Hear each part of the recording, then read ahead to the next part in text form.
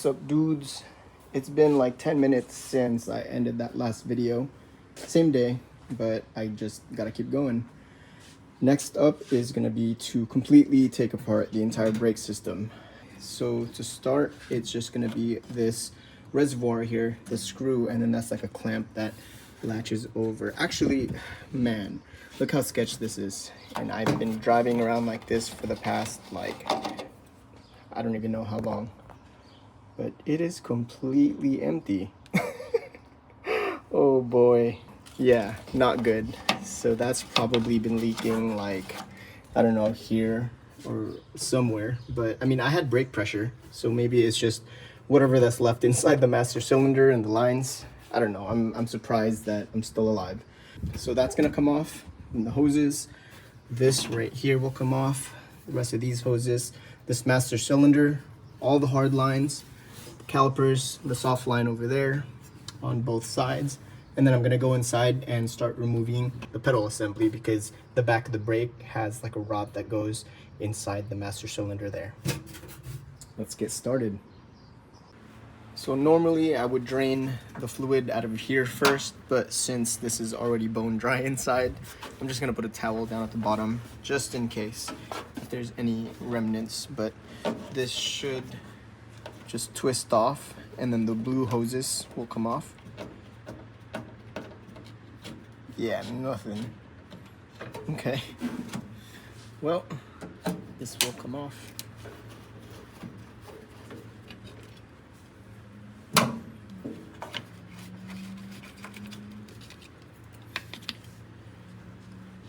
So I expected there to be a bit of rust behind this because brake fluid does eat up paint, which is why it's really important to make sure you don't have any spills or leaks or whatever, because once it touches paint, it just starts to eat away at it.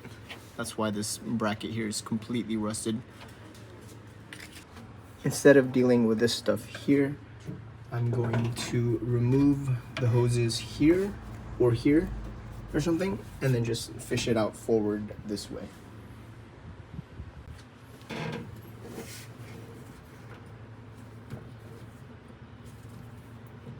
See, this is why I wanted to get this steering wheel out of the way, because it's just a nuisance.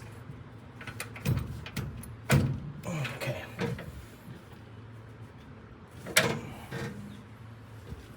You know what? These are gonna get replaced anyway, so I'm just gonna cut them. Whatever. Oh shoot, yeah. There was fluid inside the lines. Should have thought of that.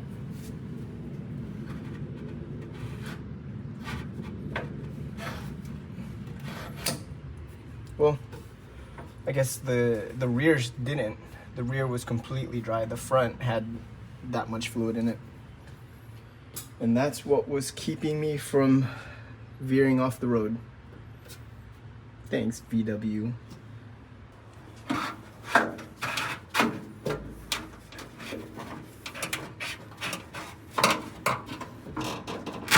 Ow! Okay, so probably wise to actually remove the hose off of the tube. Oh man, this one here is kind of weird, so I have to go that way. Dang it, this is messier than I thought.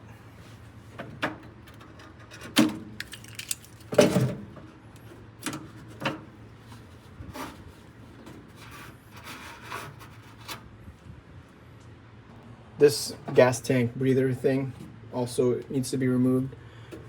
Normally it has those brackets that go here and there, I think, and then it's like clamped down there, but since it's already removed off the gas tank and those aren't there, this should just come right off.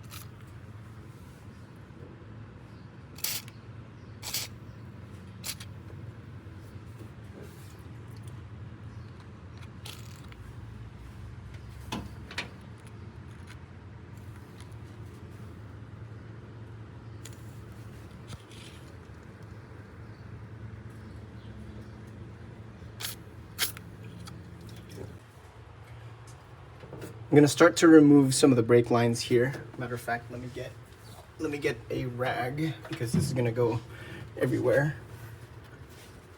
Because we know that there's fluid in the lines. Okay, so I have a brake line wrench. I think these are 11s. I thought they were 10s, but I couldn't find my 10, and then I found my 11, but then the 11 fits. So let's go.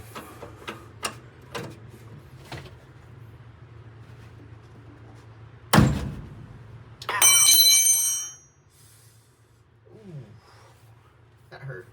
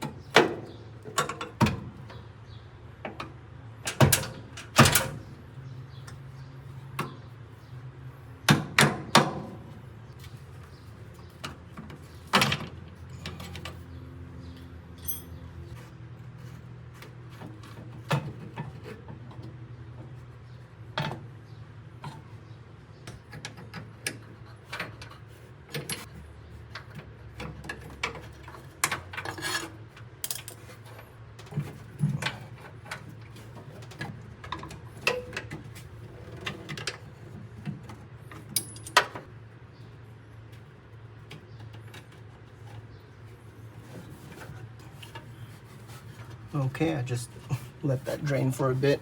So these can just stay here. I guess technically these sensors could have stayed there too, but whatever, I took them off already.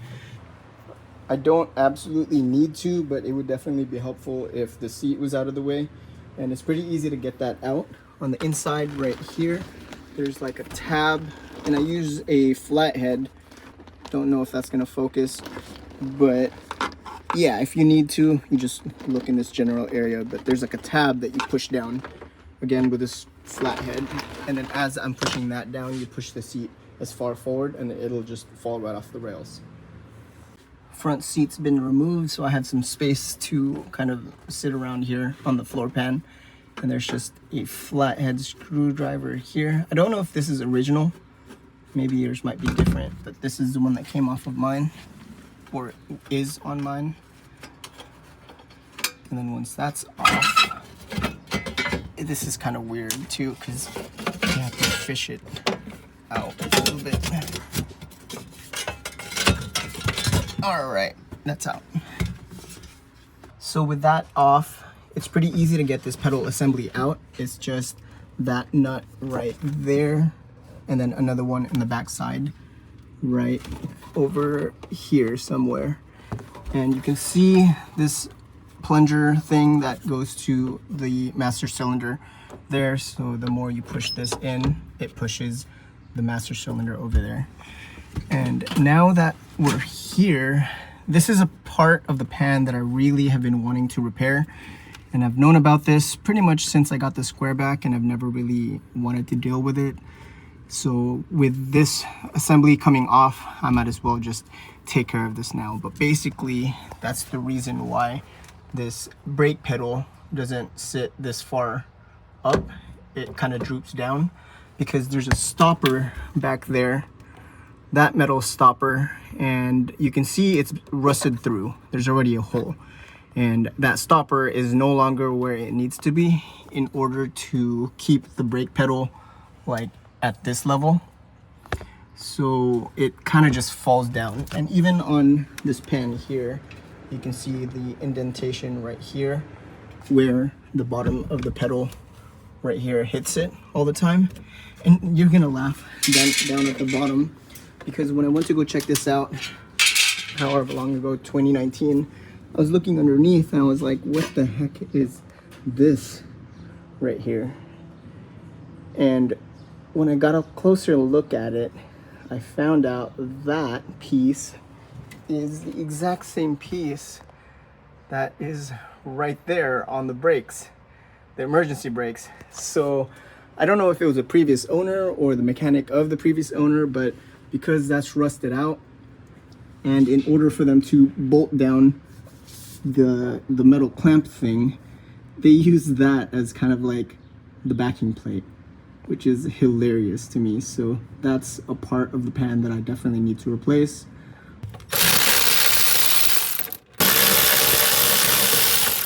You also have to make sure the throttle cable is released. I think I have to loosen it from the engine first before I can, actually, hold on. Let me see if I can yank this. No, I think I have to release it from the engine. Throttle cable is now loosened from the engine, and I've given it some slack over here. So this will just come off like that. And then on the inside, you have to clear the clutch cable somehow, just because I'm trying to clear this plunger thing for the master cylinder. And on the inside, there's also another hook that holds onto the clutch. Oh, there it is. Sweet. So yeah, this is the hook here that holds onto the clutch cable. I think I actually replaced these several years ago when I first took this out. And that's when I realized, like, oh man, that's really not looking good there. Oh, it's already super loose. So yeah, these I replaced a while ago, and they just go into those two holes there. Now the master cylinder should be able to just remove from the back.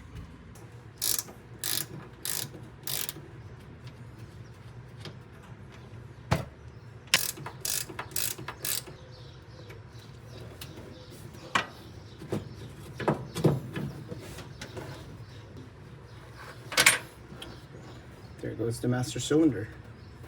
The boot's completely torn. Still a little bit of brake fluid in there, but you can see how incredibly nasty it is in there. I'm really surprised that I have not crashed. But yeah, it's definitely good that I'm replacing all of this stuff. So we got the little piece off that rectangle hole right there. Basically was supposed to be this guy here, and actually it's pretty funny how the previous mechanic or whoever tried to fix this, they put this one like that and then tighten that down. So it was like a sandwich of just like a mess. So now that all this is out and all of that is out, all the brakes are gonna be rebuilt completely.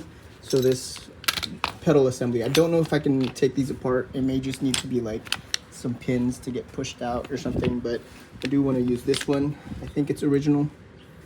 I don't know if there's a VW stamp somewhere here. Oh, there it is right there.